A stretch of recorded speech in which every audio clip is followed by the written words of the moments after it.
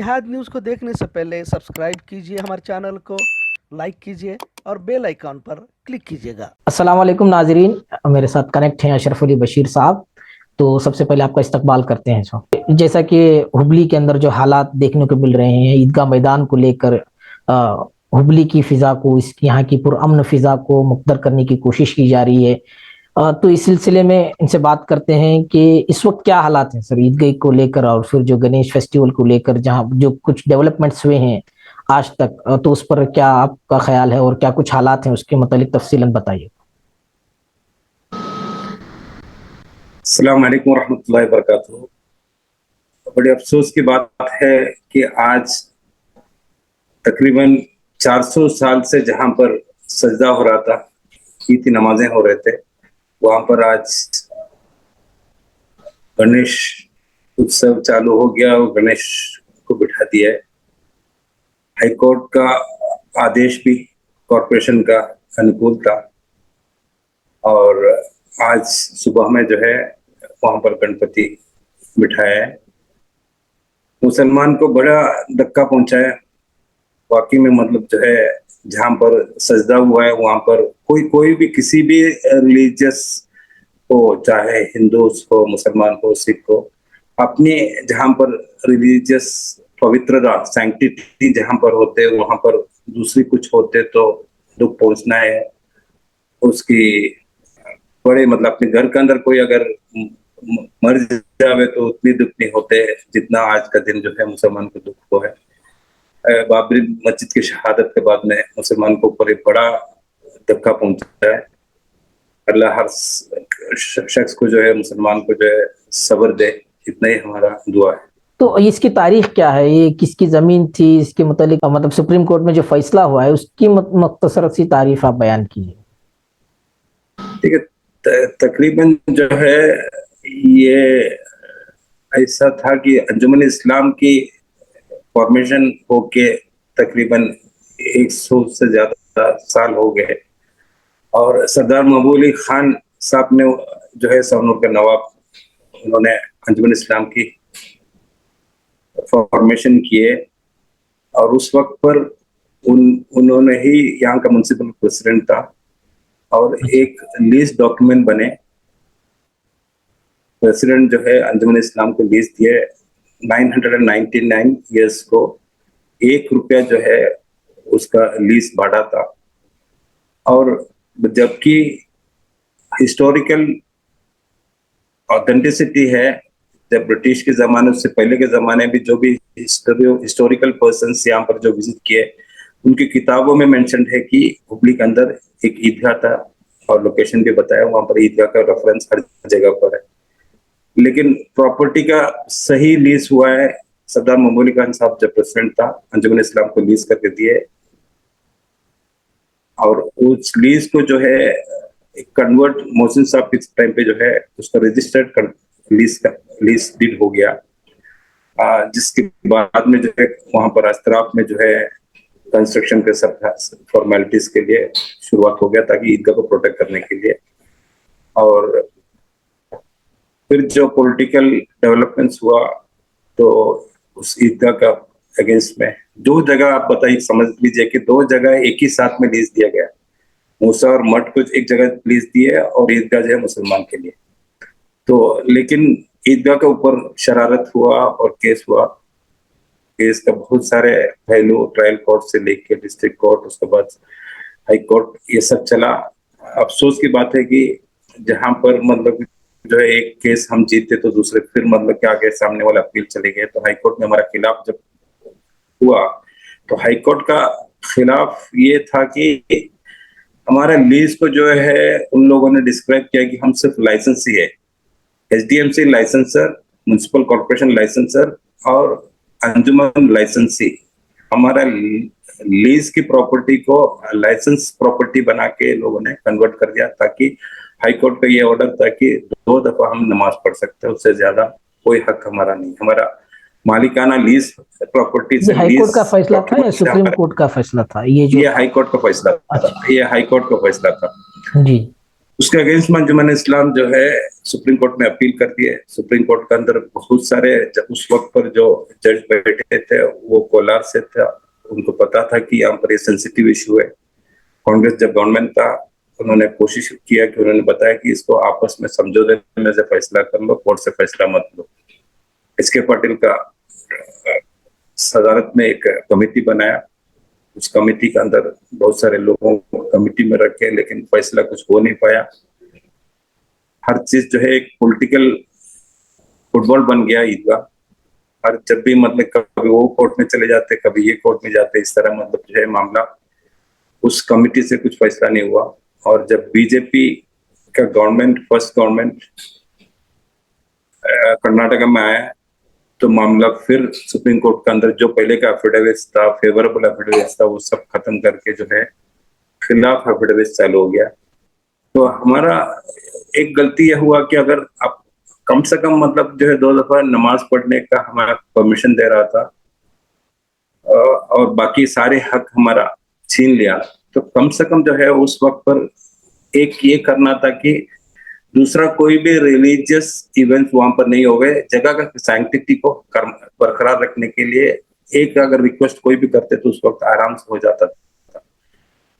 अल्लाह मतलब कि बेहतर जानता है कि क्या था, लेकिन उस वक्त पर जो है उस तरह का एक जो है इम्प्लीडिंग अगर हो जाते तो शायद मतलब कि दूसरा कोई भी उसका सैंक्टिटी को, उसका पवित्रता को खत्म करने का कोई कोशिश होता ही नहीं था। उस वक्त जो है यात्रा के लिए परमिशन मांगा था, लेकिन यात्रा का भी परमिशन नहीं दिया। जब परमिशन यात्रा के लिए मांगते वक्त इमीडिएटली हमारा जो भी एडवोकेट्स है इमीडिएटली बोलना था कि वहां पर दूसरा कोई भी रिलीजियस एक्टिविटी नहीं होवे, ताकि सैंक्टिटी 400 साल में जहां पर सजदा हुआ, जिस जगह पर सजदा हुआ, उस 400 साल का सैंक्टिटी को बरकरार रखना बहुत जरूरी था। मैं तो समझता हूँ कि मुसलमान ही नहीं, हिंदू का भी कहीं पर भी जो है किसी का भी रिलीजियस प्लेस के अंदर सैंक्टिटी या उसका पवित्रता अगर कायम करने के लिए कोशिश नहीं करे, तो चाहे वो गवर्नमेंट हो या सुप्रीम कोर्ट में हो या हाई कोर्ट में हो, इससे ज्यादा जुल्म मतलब किसी कम्युनिटी के साथ हो नहीं सकता है।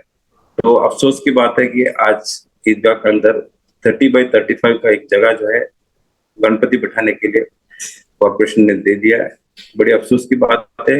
इसका अंदर अगर आप चले गए तो पॉलिटिक्स के अंदर पॉलिटिक्स चला है। मैं किसी का नाम नहीं ले रहा हूं, बल्कि पॉलिटिकल पार्टीज के अंदर भी पॉलिटिक्स चले। तो इस वक्त पर मैं को किसी को कोई इल्जाम नहीं लगाता हूं, लेकिन अफसोस की बात है कि एक कौम को जो है आप जो है उनकी छाती पर बाकायदा मतलब जो है छुरी भोंक के जो है ये काम किए।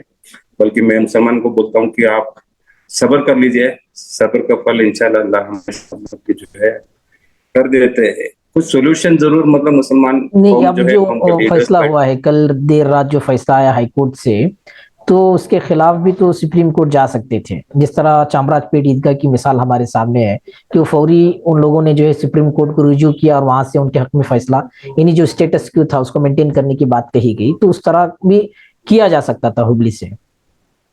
देखिए, ये सब शरारत को स्मेल करना, अंडरस्टैंड करने का एक फोरसाइट चाहिए। चामराजपेट में हमेशा जो है वहाँ का लीडर्स को, पॉलिटिकल लीडर्स को या वक्फ बोर्ड हो, उसको फोरसाइट से देखा गया था कि क्या क्या शरारत हो सकता है, तो उसकी तैयारियां पहले से करके रखे। अफसोस की बात है कि यहाँ पर उतनी फोरसाइटेडनेस नहीं था।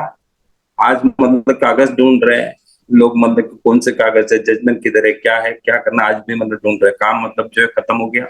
आज भी मतलब कागजात मतलब जो है पूरी पेश कर नहीं पाए और लेट चले गए। इनिशियली जो है वक्फ बोर्ड चेयरमैन से और सीईओ से मेरा रास्ता था। उन्होंने बताया कि पीआईएल इमीडिएटली बैंगलोर में पीआईएल फाइल कर लीजिए, क्योंकि मालिकाना हक जो है हम जब हो चुका है तो it should be turned out to be a public interest litigation. वक्फ बोर्ड की तरफ जो है ईदगाह के चामराजपेट का फेवर में हमारे को मिला है, ऑर्डर मिला है, बल्कि गवर्नमेंट उसमें दाखिल करके कभी रिट पिटीशन के ऊपर, इंटरिम ऑर्डर के ऊपर आज तक जो है इंटरिम ऑर्डर के खिलाफ कभी भी कोई पिटीशन अलाउ नहीं किया। उसके बावजूद गवर्नमेंट पिटीशन के लिए अलाउ कर दिया, सुप्रीम कोर्ट उसको जो है रोक भी दिए। तो कभी भी जो है लीगल वर्क हमेशा फ्रेमवर्क मतलब कि इस तरह जाना चाहिए कि एक ऑलरेडी हमारे सामने जो है चामराजपेट इसी वक्त जो है सम्राट चल रहा था, उसको लेके जो है उसी बैंगलोर हाई कोर्ट में अगर पीआईएल फाइल कर देते तो शायद मतलब उसी रूट पे सुप्रीम कोर्ट पहुंच सकता था।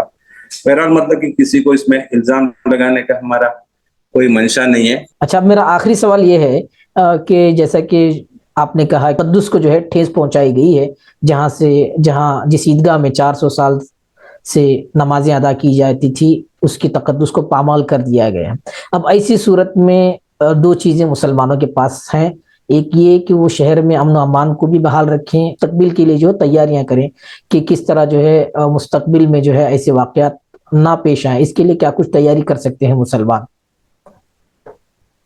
बेशक अमन कायम करना हर कोई शहरी का पहली फर्ज है।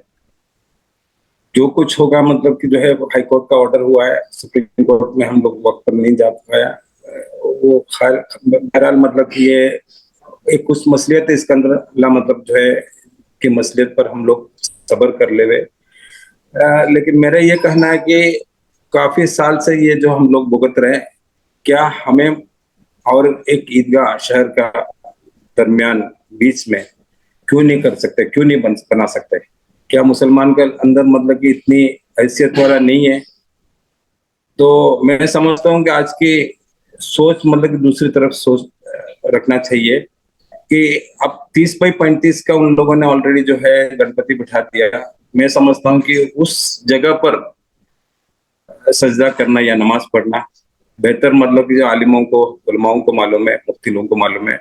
लेकिन मेरा जो एज ए लेमैन मेरा कहना है कि उस जगह छोड़ के ही ईदगाह के अंदर नमाज होना चाहिए, बल्कि अगले ईद तक हमने शहर के बीच में तकरीबन मिनिमम 1-2 एकड़ जमीन लेके ईदगाह तैयार करना है।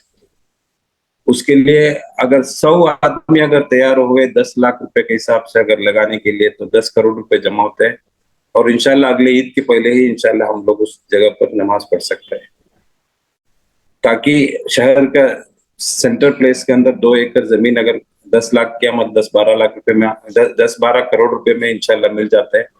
10 लाख रुपए देने के लिए 100 आदमी तैयार हो गया तो इंशाल्लाह काम बहुत ही जल्दी हो सकता है। उसके अतराफ जो है एजुकेशन इंस्टीट्यूशन बना सकते हैं, एक अच्छा कैंपस बन सकता है, बीच में जो ईदगाह बन सकते हैं, चिल्ड्रंस प्ले एरिया बन सकते हैं, बहुत कुछ प्लान कर सकते हैं। ये होना चाहिए अगले हमारे स्टेप। अफसोस करके बैठ के कुछ काम नहीं बनने वाला है। मैं तो आपके चैनल के जरिए ये बोलना चाहता हूँ कि शहर का मुतबर लोग मिले और इस तरह का जो है एक मुहिम चलावे। तो पहले 10 लाख रुपए मैं ऑफर कर रहा हूँ, 10 क्या उससे ज्यादा भी हो गए तो मैं देने का तैयार हूँ।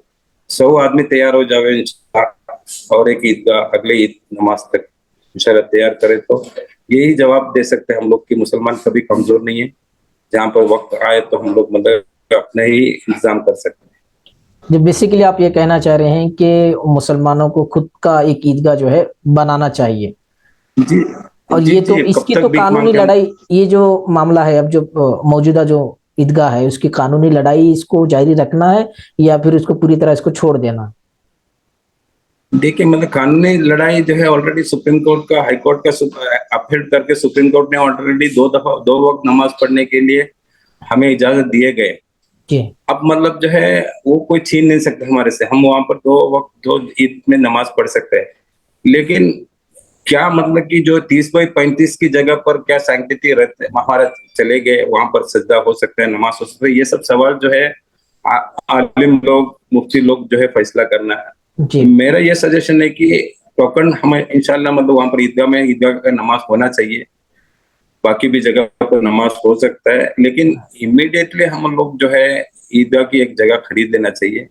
शहर के बीच में जो है 2 एकड़ मिलना मतलब अभी भी है, बहुत सारी जगह है जी मेन सेंट्रल प्लेस में, जिसको लेकर हम लोग शान से जो है अपनी जगह कर सकते हैं हम लोग, और इंशाल्लाह सारी नमाज के साथ में बाकी भी एक्टिविटीज वहां पर हो सकता है।